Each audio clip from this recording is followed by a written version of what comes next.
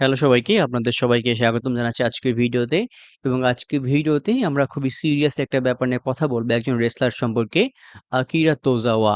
আপনারা যারা ওনাকে অনেক আগে থেকে চেনেন, স্পেশালি জাপানিজ রেসলিং দেখেছেন, তারা অনেকেই হয়তো তার অবস্থান, তার যে স্কিলগুলো আছে সেগুলো সম্পর্কে অনেক ভালো করে অবগত আছেন।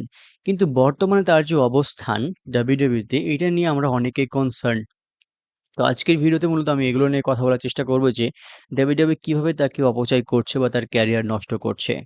তো আমরা প্রথমে একটু চলে যাই তার আর্লি ক্যারিয়ারের মধ্যেই। ডাব্লিউডাব্লিউইতে তিনি ডেবিউ করেন ২০১৬ সালে। ডাব্লিউডাব্লিউই যে ক্রুজওয়েট ডিভিশন আছে সেখানে তিনি 205 এও ম্যাচ খেলেছেন। তো সেখানে যখন তাকে ডেবিউ করা হয়, তাকে একজন পজিটিভ, একজন এনার্জেটিক, একজন স্পিডি এবং একটা ফাইটফুল রেসলার হিসেবে তাকে ওখানে ডেবিউ করা হয়। এবং তাকে ডেবিউ করার পরে তিনি অনেক ভালো করতে থাকেন এবং ক্রুজওয়েট ডিভিশনের একজন অনিবার্য বা একজন অন্যতম মেম্বার হিসেবে অনেক ভালো ম্যাচ খেলতে থাকেন। তো সেখানে তার যে ফাইটিং স্কিলগুলো আছে, রিংয়ের মধ্যে অ্যাক্টিভিটিসগুলো আছে, স্পেশালি তার যে আহ! আহ! এই ডায়ালগগুলো, এগুলোর মাধ্যমে তিনি ফ্যানদের অনেক বেশি পপুলারিটি পেয়ে যান খুব সহজেই। তার পরিপ্রেক্ষিতে তিনি ২০১৭ সালে নেভেলকে হারিয়ে ক্রুজওয়েট চ্যাম্পিয়নশিপটা জেতেন এবং পরবর্তীতে খুব অল্প সময় পরে আবার ২০১৭ সালের সামারস্ল্যামে একই প্রতিপক্ষ নেভেলের কাছে তিনি তার চ্যাম্পিয়নশিপ টাইটেলটা হেরে যান। এভাবে তাকে যখন একটা টাইটেল জেতানোর পর আবার হারিয়ে দেওয়া হলো, এই জিনিসটা ডাব্লিউডাব্লিউই যে আকিরা তিজো ফ্যান আছে তাদেরকে অনেকটা বেশি হার্ট করে আরকি। তো যাই হোক, আমরা এখন জেনে আসার চেষ্টা করি যে ডাব্লিউডাব্লিউই তাকে দিয়ে বর্তমানে কি করাচ্ছে এবং তাকে কিভাবে তারা ফেল করিয়েছে বা কিভাবে তাকে অপচয় করিয়েছে। তো ১ম ব্যাপারটা হচ্ছে, তাকে দিয়ে যে রোলটা প্লে করানো হয়েছে, একদম মেইন রিং এর মধ্যে তাকে খুব কম ম্যাচ খেলানো হয়েছে। তাকে আমরা অনেক সময় দেখা গিয়েছে তিনি রিং এর বাইরে আছেন, অন্য একটা রেসলারের সাপোর্ট হিসেবে বা অন্য কোনো পার্টনার রিং এ ম্যাচ খেলছে, কিন্তু তিনি ম্যাচ খেলছেন না বা ডাব্লিউডাব্লিউই তাকে ম্যাচ খেলাচ্ছে না।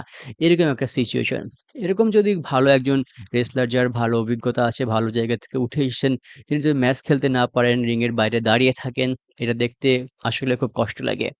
এবং দ্বিতীয় ব্যাপারটা হচ্ছে ডাব্লিউডাব্লিউই যে কমেডি ডিভিশন রয়েছে, স্পেশালি আমরা দেখি যে কিছু মোমেন্টস, কিছু সেগমেন্ট হয় ডাব্লিউডাব্লিউই ম্যাচের মাঝখানে, যেগুলো অনেকটা কমেডি। তো এই জায়গায় আকিরা তিজাওয়াকে ডাব্লিউডাব্লিউই সুযোগ দেয় আরকি।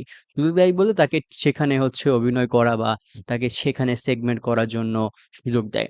তো এইটা এমন একটা ডিভিশন যেখান থেকে কোনো রেসলার উপরের দিকে উঠে আসাটা অতটা বেশি সম্ভব না এবং অতটা বেশি আসেও নাই। মূলত যে সকল রেসলাররা মূলত একদম লোয়ার লেভেলের, তারা মূলত এই কমেডি সেকশনে আছে। হ্যাঁ, আমরা দেখেছি R-Truth এখানে অনেক ভালো করে, কিন্তু R-Truth এর মতো এরকম এক্সপেরিয়েন্স কমেডিতে আকিরা তিজাওয়ার নেই। তিনি জাপানে অনেক ভালো রেসলিং করেছেন। সেখানে তার অনেক সিরিয়াস ম্যাচ রয়েছে। অনেক সিরিয়াস ম্যাচে তিনি অনেক ভালো পারফর্ম করেছেন। এরকম একটা রেসলারকে আপনি কমেডি ডিভিশনে পাঠিয়ে দিবেন এবং সেখানে তিনি অনেক ভালো একজন কমেডি অভিনেতা হয়ে যাবে, এটা তো কখনো সম্ভব না। এবং তৃতীয়ত যে ব্যাপারটা ঘটে, আকিরা তিজাও এরকম কমেডি ডিভিশনে থাকার পরবর্তীতে তার নতুন একটা ক্যারেক্টার দেয়া হয়। সেটা হচ্ছে নিনজা। আমরা জাপানিজ নিনজা সম্পর্কে অবগত আছি। তারা কতটা সিরিয়াস, তারা কতটা ফাইটফুল। কিন্তু এরকম নিনজা একটা ক্যারেক্টারের মধ্যে তার যে টিমগুলো ছিল, এই অবস্থায় তাকে দেখেও কিন্তু অতটা সাকসেসফুল মনে হয় না বা তারা ততটা সাকসেসফুল ক্যারেক্টার ডাব্লিউডাব্লিউই দিতে পারে নাই। ইভেন এই নিনজা ক্যারেক্টারগুলো কিন্তু ডাব্লিউডাব্লিউইতে অনেক বেশি সমালোচিত হয়েছে। তো এবার আসি যে 24/7 চ্যাম্পিয়নশিপ নিয়ে। 24/7 চ্যাম্পিয়নশিপ, আমি আগে যেটা বললাম যে একদম লোয়ার বা নিচের লেভেলে যে রেসলার গুলো আছে, তারা মূলত এখানে পারফর্ম করে এবং আকিরা তিজাওয়াকে এইটার মধ্যেই ঠেলে দেওয়া হয়েছে। তিনি এখানে হচ্ছেন পারফর্ম করেন, যেটা বলে যে কয়েকবার 24/7 চ্যাম্পিয়ন হয়েছেন, কিন্তু এটার আসলে কোনো ভ্যালু নেই, আমরা অনেক জানি আরকি।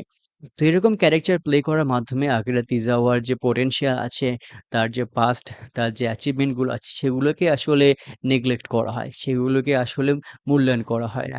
ইভেন এইটা তার ফিউচার বা ভবিষ্যতের জন্য অনেকটা বেশি খারাপ প্রভাব বয়ে আনতে পারে আরকি। তো এবার আসুন আমরা একটু জানার চেষ্টা করি যে আকিরা তিজাওয়াকে দিয়ে ডাব্লিউডাব্লিউ আসলে কি করাতে পারতো? কি অপরচুনিটি দিতে পারতো?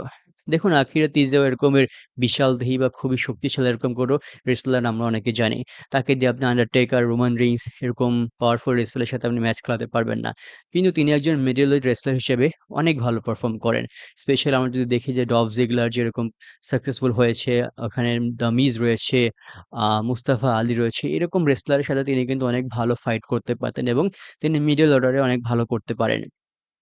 আমরা দেখি যে মিডল ওয়ার্ল্ডে কিছু টাইটেল রয়েছে ইউএস টাইটেল, ইন্টারকন্টিনেন্টাল চ্যাম্পিয়নশিপ। তো এখানে তিনি কিন্তু অনেক ভালো করতে পারেন।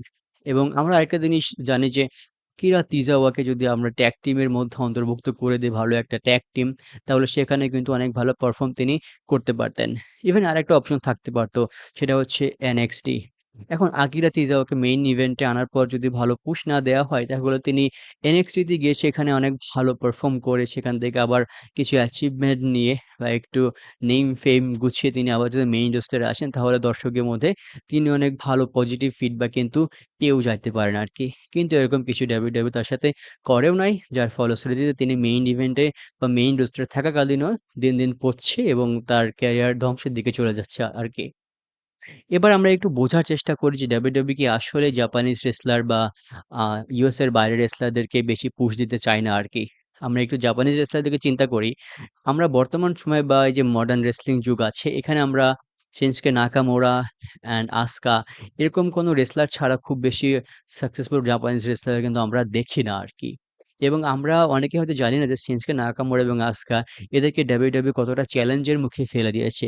স্পেশাল তাদেরকে যে বিভিন্ন ক্যারেক্টার প্লে করা হয়েছে, যে ক্যারেক্টারগুলোর সাথে তারা আগে বেশি খুব পরিচিত ছিল না আরকি। এবং তাদেরকে এরকম চ্যালেঞ্জের মুখে ফেলেও কিছু অ্যাচিভমেন্ট তাদেরকে দিয়েছে, কিন্তু এটাও তাদের জন্য অতটা সুফল হয়নি। ইভেন আমরা যদি শিনস্কে নাকামুরার বর্তমান অবস্থান দেখি, আস্কার বর্তমান অবস্থান দেখি, তাহলে বুঝতে পারবো যে তারা হয়তো এতটা ভালো অবস্থানে নেই এখন। এন্ড অ্যান্ড আমি সবার শেষে যেটা বলতে চাই যে আকিরা তোজাওয়াকে দিয়ে এখন ডাব্লিউডাব্লিউ কি করাতে পারে পজিটিভ ভাবে ফিরে আসার জন্য? দেখুন, একটা রেসলার বছর পর বছর এভাবে পড়ছে, তার অডিয়েন্স নষ্ট হয়েছে, ফ্যান্স নষ্ট হয়ে গিয়েছে, তার পপুলারিটি নষ্ট হয়ে গেছে। এখন হুট করে যদি আপনি তাকে পুশ দিয়ে চ্যাম্পিয়ন বানাই দেন, তাহলে কিন্তু এটা দেখতে অনেকটা ভালো লাগবে না। এটার জন্য একটা ভালো ব্যাকগ্রাউন্ড, ভালো একটা স্টোরি দরকার হয়। কিন্তু এইটার জন্য আবার সময় দরকার হবে। তো আমি আগে যেটা বললাম যে যদি তাকে NXT তে শিফট করানো হয় বা তাকে দিয়ে আস্তে, আস্তে রিং এর মধ্যে সময় দেয়া হয়, তাহলে তিনি হয়তো ভালো করতে পারেন। কিন্তু সরাসরি চ্যাম্পিয়নশিপ দেওয়া, সেটা মিডল রেঞ্জের হোক না কেন, ধরেন তাকে ইউএস টাইটেল দেওয়া হলো, ইন্টারকন্টিনেন্টাল টাইটেলের জন্য চ্যালেঞ্জার হিসেবে দেয়া হলো, যেখানে আপনার এলএ নাইট রয়েছে, আপনার হচ্ছে ব্রন ব্রেক্কার, এরকম বড়, বড় রেসলার রয়েছে। তো এদের সাথে কিন্তু ফিউড করা আকিরা তিজার কাছে এখন সরাসরি সম্ভব না। তো তাকে দিয়ে আস্তে, আস্তে এখন গুছিয়ে নিতে পারে। যদিও তিনি এখন ডাব্লিউডাব্লিউর সাথে কন্ট্রাক্টে আছেন এবং কন্ট্রাক্ট শেষ হলে দেখা যাক তিনি ডাব্লিউডাব্লিউ থেকে লিভ নেন কিনা। তবে তার ক্যারিয়ার ডেভেলপের জন্য, তার আবার আগের অবস্থানে ফিরে আসার জন্য অবশ্যই একটা সময়ের প্রয়োজন আছে। তো আমরা অবশ্যই আশা করব যে ডাব্লিউডাব্লিউ এরকম ট্যালেন্টগুলো যেন অপচয় না করে, তাদেরকে যথেষ্ট সময় দিক। ইভেন সবচেয়ে গুরুত্বপূর্ণ ব্যাপার হচ্ছে সময় না দিক, কিন্তু তাদেরকে যেন এরকমের খারাপভাবে বা খারাপ ক্যারেক্টার বা নিচের ক্যারেক্টারগুলো প্লে করতে না দেওয়া হয় আরকি। তো এই ছিল আজকের ভিডিও। সম্পূর্ণ ভিডিও শেষ পর্যন্ত দেখার জন্য অসংখ্য ধন্যবাদ। সবাই ভালো থাকবেন, সুস্থ থাকবেন। সবার জন্য অনেক, অনেক শুভকামনা রইলো। আসসালামু আলাইকুম।